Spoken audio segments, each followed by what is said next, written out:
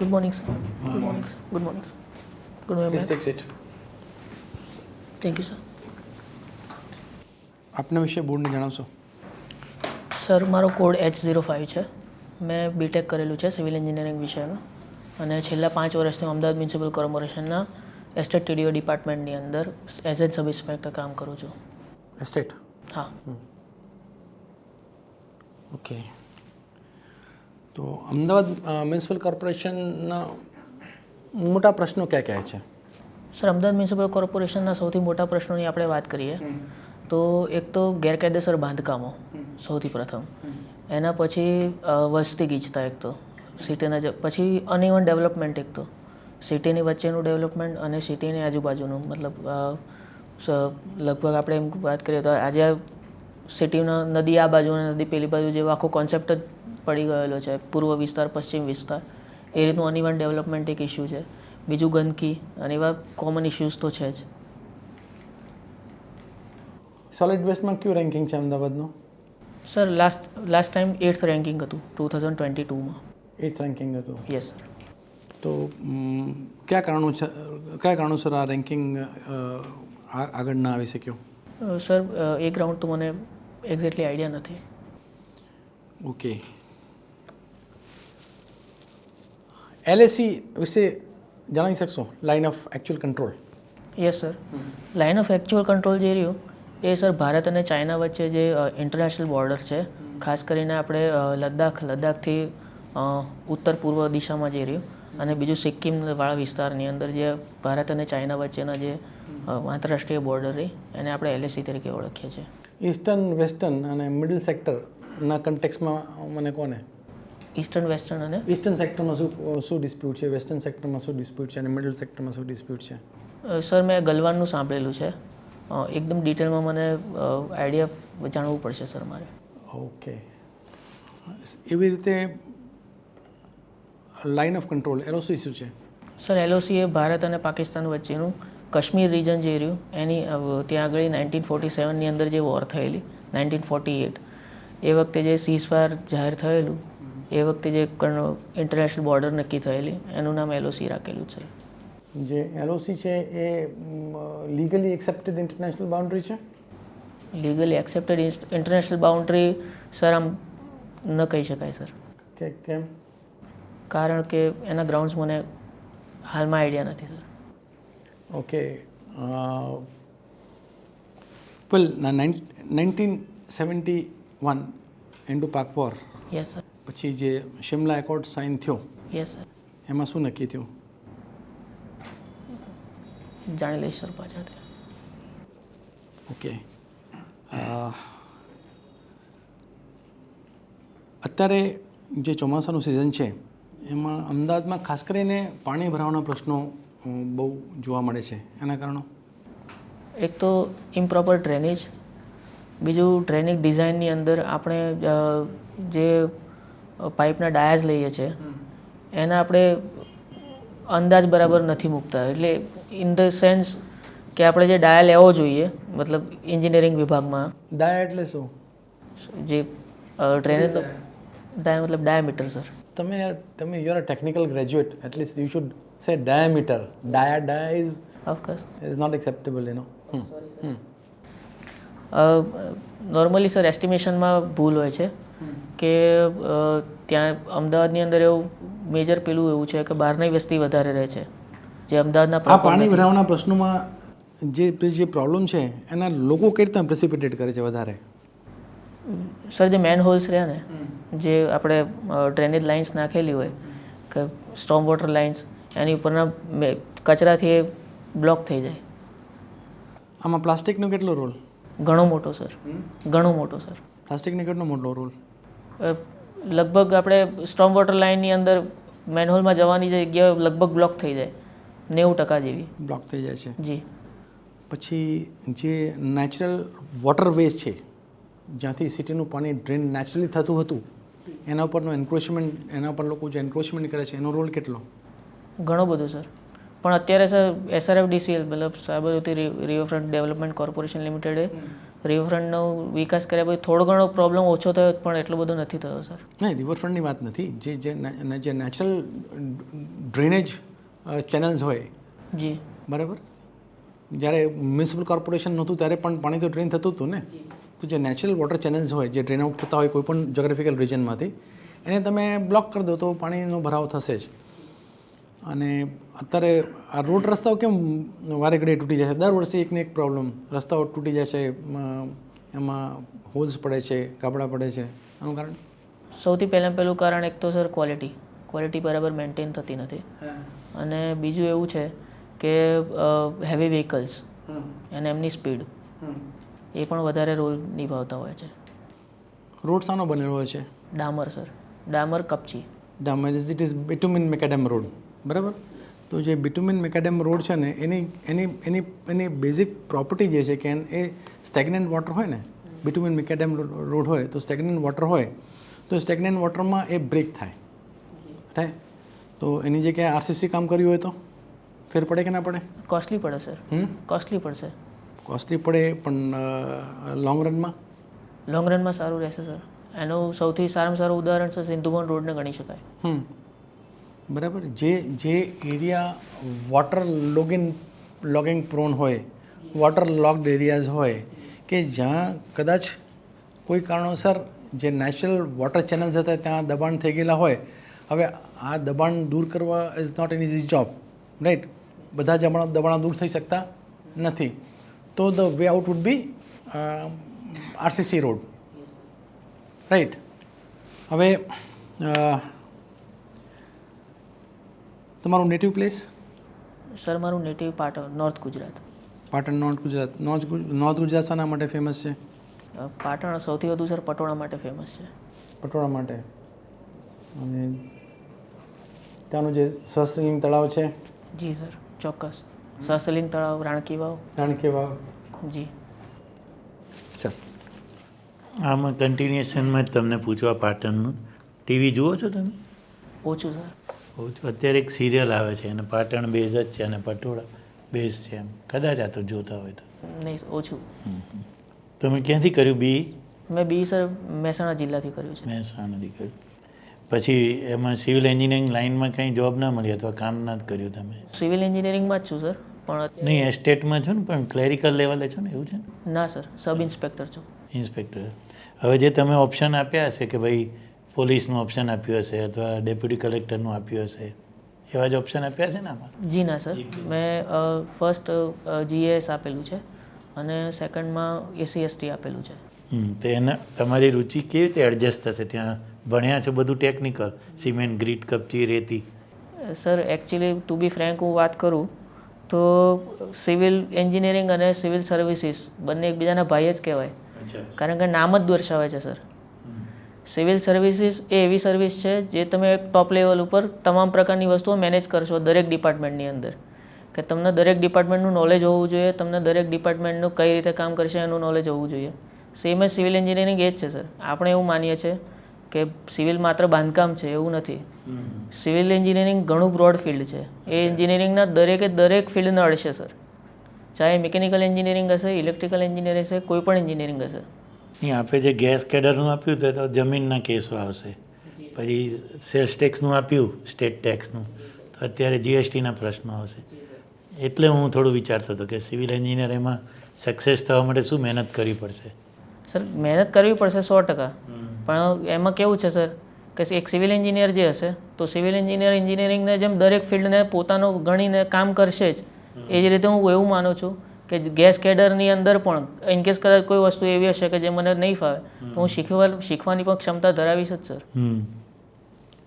તો જે તમે સાહેબે જે પ્રશ્ન પૂછ્યા અથવા જે તમારા જે જવાબો હતા કે ભાઈ અમદાવાદના જે સમસ્યાઓ છે તો 2 ભાગમાં છે, તો સિટીના 2 ભાગ કરી દઈએ તો, એટલે કોર્પોરેશનના 2 ભાગ કરી દઈએ તો સહેલું થઈ જાય, સોલ્વ થઈ જાય પ્રશ્નો?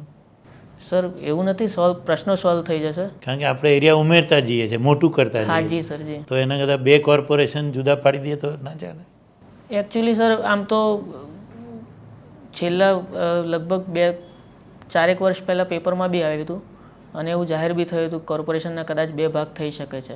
નહીં, આપનો અંગત અભિપ્રાય શું છે? કારણ કે તમે 5 વર્ષથી એમાં છો. અંગત અભિપ્રાય સર મારો એવો હકીકતમાં મારો અંગત અભિપ્રાય એવો છે કે કરવા જોઈએ સર. ફરવાજી, અને આપ બીજું એવું પણ કહો છો કે ગેરકાયદેસર બાંધકામ બહુ થાય છે, અથવા તો રસ્તાની ક્વોલિટી બરાબર નથી, તો એને ચેક કરવા માટે તો કોર્પોરેશન છે ને. તો ચોક્કસ બરાબર નથી થતા. આ બ્રિજનો બી ઇસ્યુ છે, 2-3 બ્રિજ, હું નામ નહીં દઉં, બ્રિજની ક્વોલિટી નથી જળવાતી, તો પછી દેટ મીન્સ કે દેર ઇઝ સમથિંગ રોંગ.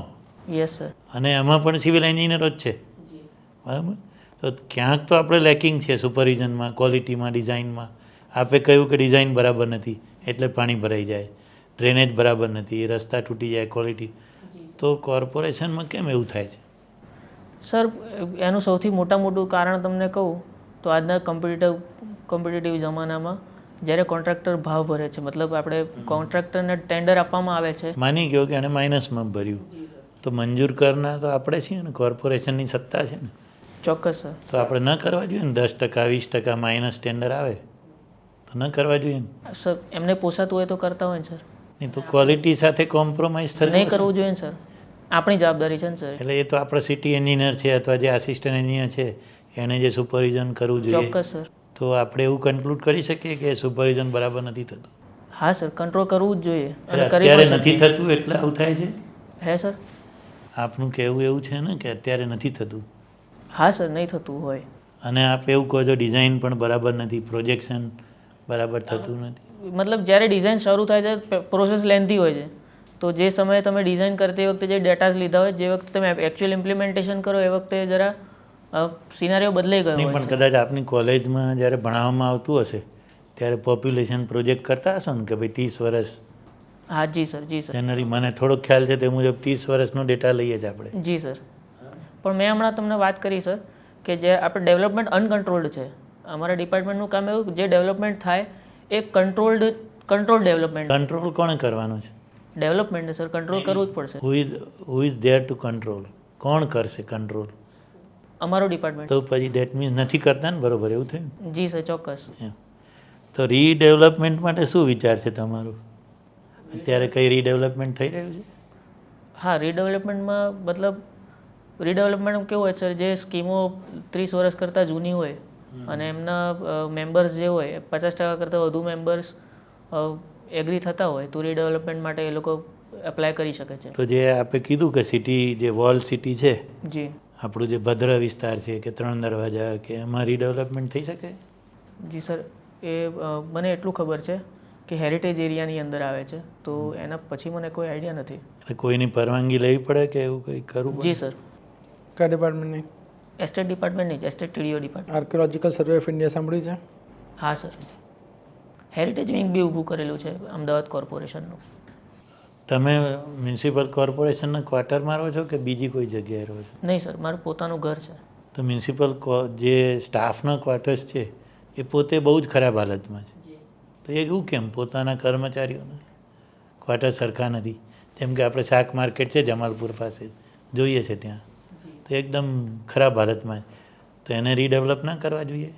કરવા જોઈએ સર, પણ જૂના જે ક્વાર્ટર હતા જમાલપુરમાં ક્વાર્ટર આવેલા છે અને જમાલપુરના ક્વાર્ટર અત્યારે હાલમાં એ લોકોને જે જૂના કબજેદારો હતા એમને માલિકી સોંપી દીધેલી છે સર. હા, એટલે પણ ઇમ્પ્રુવમેન્ટ તો કરી શકે ને? 100% સર, પણ માલિક કબજેદારો જે રહ્યા એમણે જાતે 50% મતલબ આપણે વાત થઈ એ રીતે અપ્રુવલ કરવું પડે સર. અને બીજું જે છે, મ્યુનિસિપલ કોર્પોરેશનની કેટલીક ફરજો છે કે ભાઈ શિક્ષણ આપવું, ફાયર ફાઇટિંગની વ્યવસ્થા કરી, પાણી આપવું, ડ્રેનેજ આપવું. તો તમને લાગે છે એડ્યુકેટલી અથવા તો પ્રોપરલી આપે છે?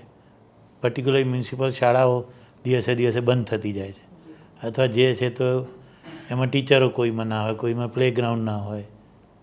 એ રીતે આપણે ફાયર બ્રિગેડની વાત કરીએ તો એમાં માણસો ના હોય, અથવા તો એટલા વાહનો ના હોય. ઘટનાઓ બને છે, દુર્ઘટનાઓ થાય, તો એને તમને નથી લાગતું મ્યુનિસિપલ કોર્પોરેશનને પોતે થોડુંક રિફર્બિશ કરવાની જરૂર છે? ધીમે ધીમે સર રિફર્બિશ થશે અને ધીમે ધીમે થાય બી છે સર.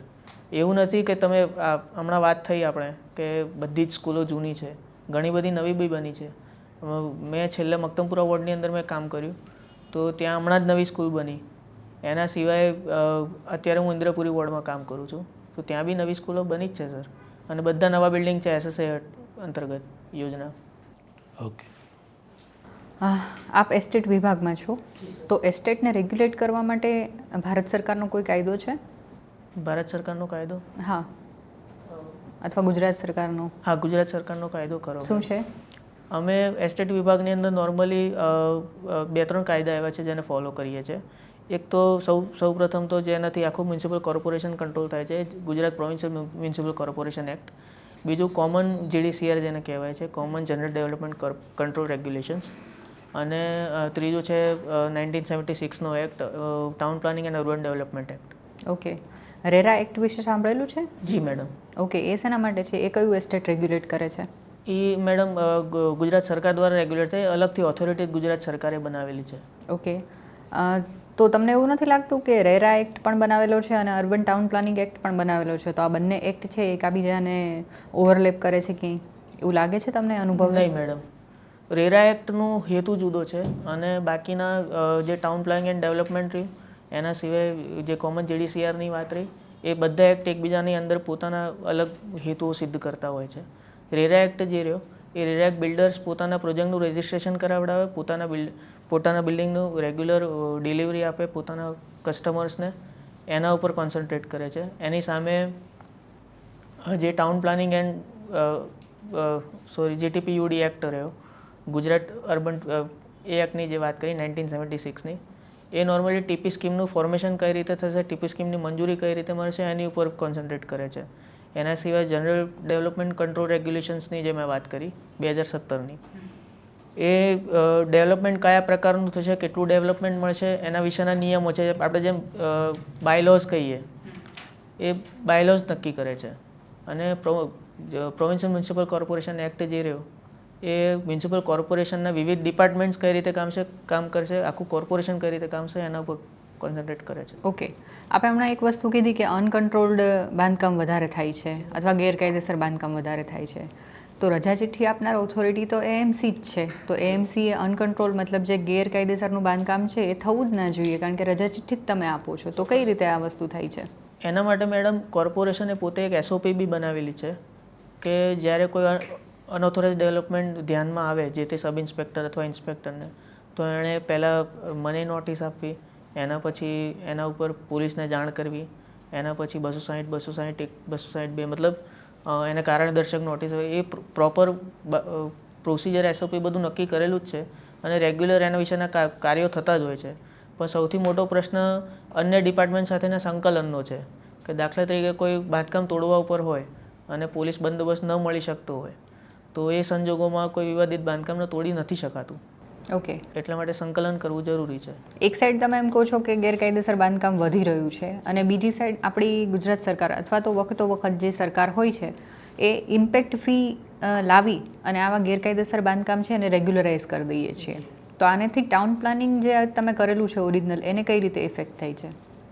ટાઉન પ્લાનિંગને મેડમ ઇફેક્ટ કઈ રીતે થશે કે જે જૂની ટાઉન પ્લાનિંગ સ્કીમો રહી, ફાઇનલ TP સ્કીમ જેને આપણે કહીએ છીએ, એ ફાઇનલ TP સ્કીમના અમુક હેતુઓ હતા કે આટલા ટકા આપણને રેસિડેન્શિયલ મળી જાય, આટલા ટકા ડેવલપમેન્ટ થવું જોઈએ, એની સામે વધારાનું ડેવલપમેન્ટ આપણે મંજૂર કરી દઈએ છીએ, તો રિસોર્સિસનું જે એલોકેશન હશે એ થોડું આયોજન કરવામાં તકલીફ પડશે.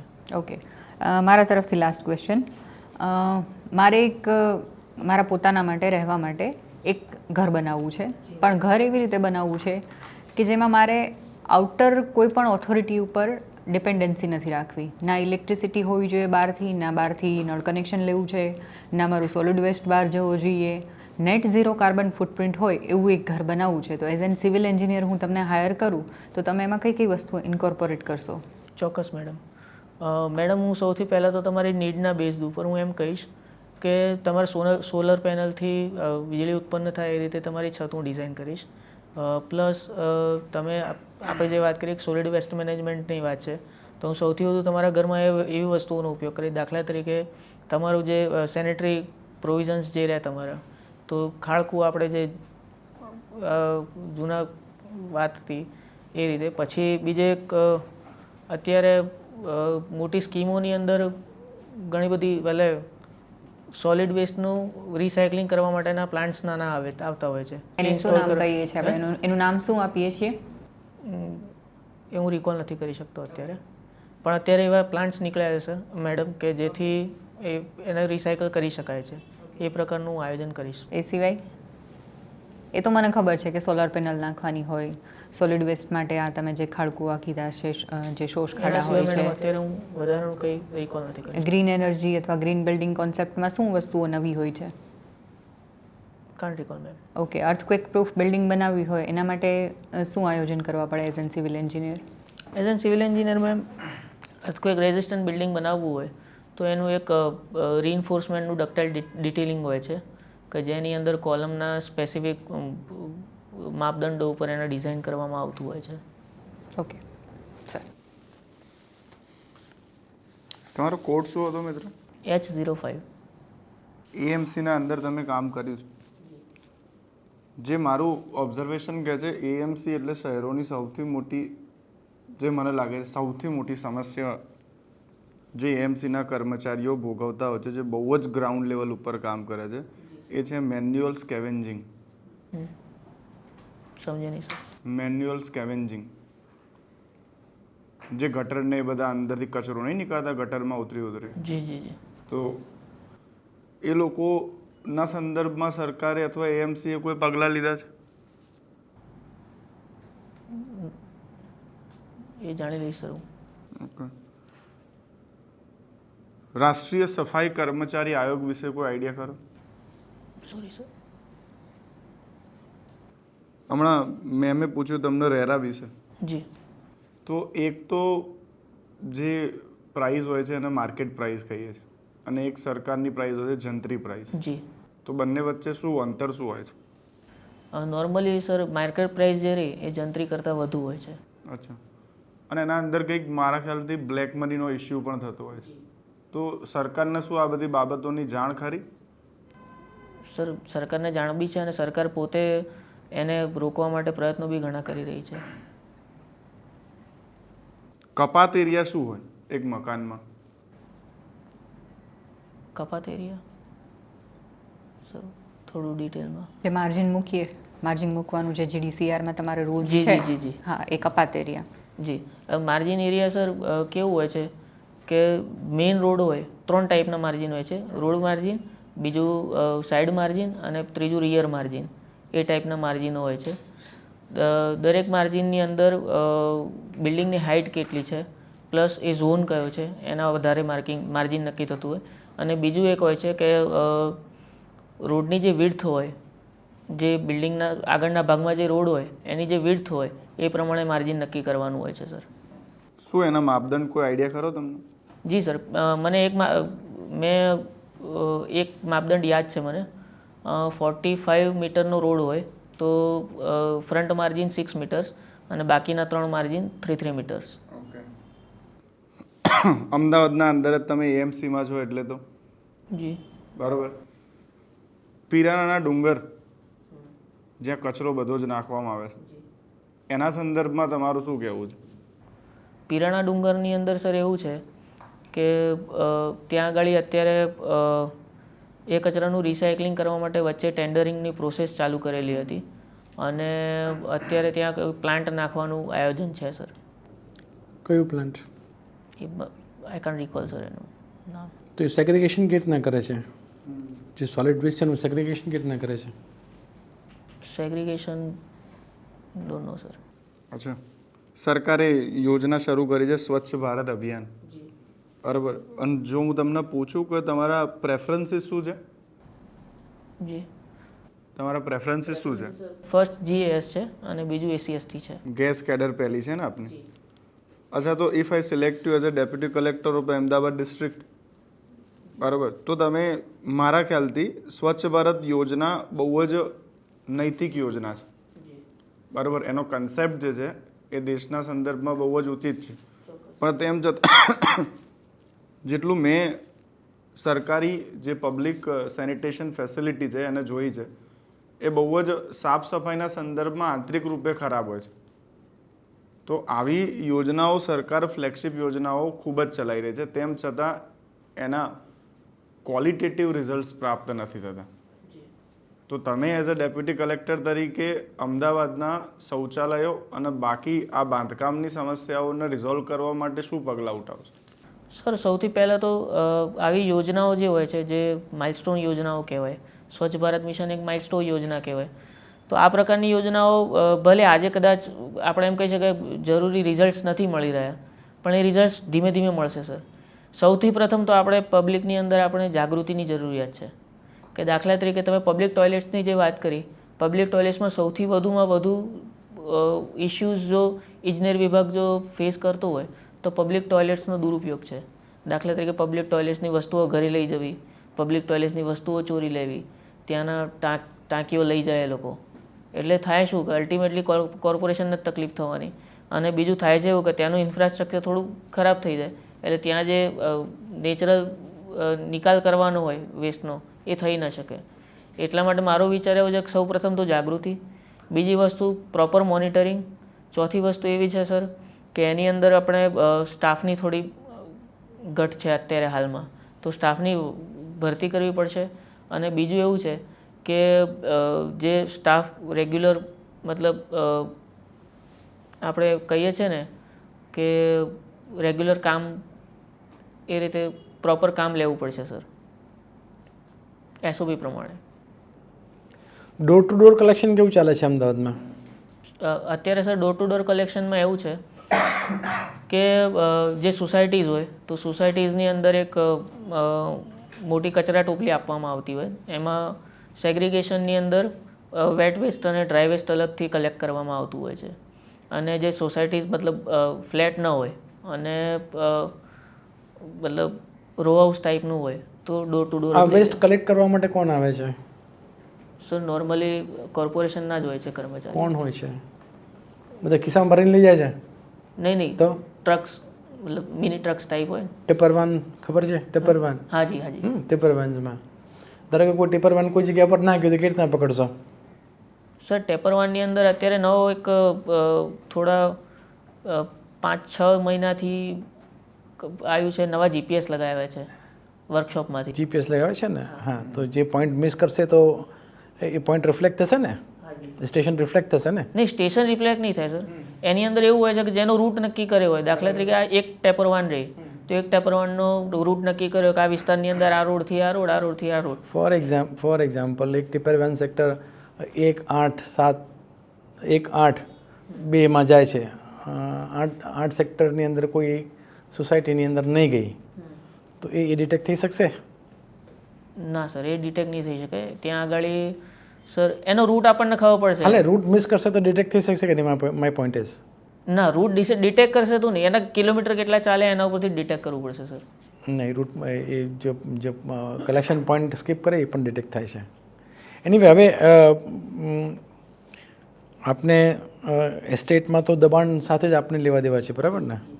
બાકી જે કોર્પોરેશનના બીજા સબ્જેક્ટ્સ છે એની સાથે તમે બહુ તૈયારી નહીં કરી હોય જાણવું પણ જરૂરી છે. બરાબર છે. હવે ફાઇન, એ તો આપણે ઇન્ટરવ્યૂ પતે પછી આપણે વાત કરીશું. Thank you. ડેપ્યુટી કલેક્ટરના કાર્યો શું હોય? સર તો મહેસૂલી કાર્યો હોય છે, ટેક્સ કલેક્શન અને હથિયારના પરવાના છે, પછી લો એન્ડ ઓર્ડર મેન્ટેન કરવા માટે પોલીસ સાથે સંકલન, વિવિધ વિભાગો પાસેથી કામ લેવું, એમાં મહેસૂલ વિભાગ હોય, ડિઝાસ્ટર મેનેજમેન્ટ હોય, બધા ડિપાર્ટમેન્ટો સાથેનું સંકલન. સરકાર ખબર છે કચરા માટે જે છે સરકાર હવે એક ગ્રીન ડસ્ટબિન આપે છે, 2 અલગ અલગ ડસ્ટબિન આપે છે અને સરકારે લગભગ આખા અમદાવાદમાં આવા ડસ્ટબિન પણ મૂકેલા જ છે. પણ તેમ છતાં સ્વચ્છતા અભિયાન એના ગુણાત્મક માપદંડો આપી નથી રહ્યું. જી ચોક્કસ. સરકારે ઘર દીઠ આવા ડસ્ટબિન આપ્યા છે, તેમ છતાં લોકો પણ એ ડસ્ટબિનમાં કચરાને સેગ્રીગેટ કરીને નથી નાખતા. જી તો આના અંદર ઇથિકલી પ્રોબ્લેમ છે કે લો એન્ડ ઓર્ડરમાં પ્રોબ્લેમ છે? સૌ પ્રથમ તો હું ઇથિકલી જ કહીશ સર. અને લો એન્ડ ઓર્ડરની અંદર એવું છે સર કે લોનો તો આપણે અત્યારે હાલમાં આઈ કાન્ટ સજેસ્ટ, બટ ઓર્ડરની અંદર જરૂરિયાત ખરી સર. ઓર્ડરની અંદર તમે લોકોને જાગૃત કરવા માટે કદાચ આપણા એફર્ટ્સ ઓછા પડતા હશે એ એફર્ટ્સને વધારવાની મને જરૂરિયાત એમ પડશે. કહો બોમ્બે જે છે સિટી એના અંદર બહુ જ હાઈ રાઇઝ બિલ્ડિંગ બને છે, પણ હજુ અમદાવાદ ગાંધીનગર જેવા શહેરોના અંદર લગભગ 14 માળ કે સમથિંગ સુધી હાઈ રાઇઝ બિલ્ડિંગની પરવાનગી છે. આના વચ્ચેનું કારણ શું? સર સૌથી પહેલું કારણ આની અંદર એવું હોય છે કોઈ પણ સિટીની જે ડેવલપમેન્ટ હોય છે એ એફએસઆઈ ઉપર આધારિત હોય છે કે કોઈ પણ ઝોનની એફએસઆઈ કેટલી છે. અમદાવાદની અંદર સૌથી મેક્સિમમ એફએસઆઈ 2.7 છે અત્યારે. તો એફએસઆઈ નોર્મલી કેવું હોય છે કે કોઈ પણ વિસ્તાર ડેવલપમેન્ટ વિસ્તાર જે હોય એનું ઇન્ફ્રાસ્ટ્રક્ચર કેટલું મજબૂત છે, એનું ત્યાંના રિસોર્સિસ મતલબ રિસોર્સિસ સપ્લાય કરવાની ત્યાંની લોકલ બોડીની કેટલી કેપેસિટી છે એના ઉપર આધારિત હોય છે. અમદાવાદ અર્થક્વેરના કયા ઝોનમાં આવે છે? ચોથા કે ત્રીજા કે બીજા? 4th. ઓકે. વિશ્વ શૌચાલય દિવસ ક્યારે ઉજવાય છે? નો આઈડિયા સર. Okay, done. ત્યાં સુધી હું કહી દઉં અમને, જે તમે રીડેવલપમેન્ટનું કીધું ને એમાં 75%ની સંમતિની જરૂર છે. આ 50% કહેતા હતા.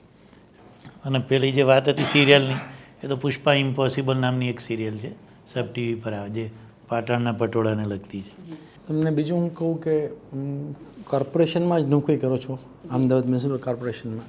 બીજા પ્રશ્નો મેં એટલા માટે ના પૂછે કે મને ખ્યાલ આવી ગયો કે તમે એસ્ટેટમાં કામ કરો છો એટલે એસ્ટેટથી બહાર તમે નજર નાખતા નથી, બરાબર? કેટલા ડિપાર્ટમેન્ટ છે કોર્પોરેશનમાં ખબર છે? ઘણા બધા સર. એમાં હેલ્થ, એસ્ટેટ, પછી ઇજનેર વિભાગ છે, મેલેરિયા વિભાગ છે, બધા સેનિટેશન છે, વોટર સપ્લાય છે, હા સેનિટેશન, એન્ક્રોચમેન્ટ વોટર છે, સપ્લાય, એન્ક્રોચમેન્ટ, ઘણું બધું. ગાર્ડન્સ, પાર્ક્સ એન્ડ ગાર્ડન્સ છે, પાર્ક્સ એન્ડ ગાર્ડન્સ, બીપીએસપી, સીસીપી, બરાબર? ટ્રાન્સપોર્ટેશન છે, જી, એએમટીએસ. એએમટીએસ, બરાબર? કેટલા બધા ડિપાર્ટમેન્ટ છે. હવે તમે જ્યારે એકચ્યુઅલી ઇન્ટરવ્યૂ માટે જશો ને જી. તો કારણ કે એટલા માટે since you are part of the Ahmedabad municipal corporation, તમે કોર્પોરેશનના બધા ડિપાર્ટમેન્ટ વિશે ખ્યાલ હોવો જોઈએ. બાકી તો જો તારું એએમસીનું નોલેજ તો સારું છે, બરાબર, તેમ છતાંય મેં કહ્યું છે કે થોડું જે આ સ્કેવેન્જિંગ વાળો ઇસ્યુ તો બહુ જ જેન્યુન છે. આ તો તને ખબર હોવી જોઈએ. એમાં તે કીધું કે મને નથી ખબર, એટલે એ તો બહુ. અને હજુ તો યાદ રાખજે, આ બીટેક છે ને એને એએમસી જોડે એટલું બધું પેનલે કનેક્ટ નહીં કર્યું.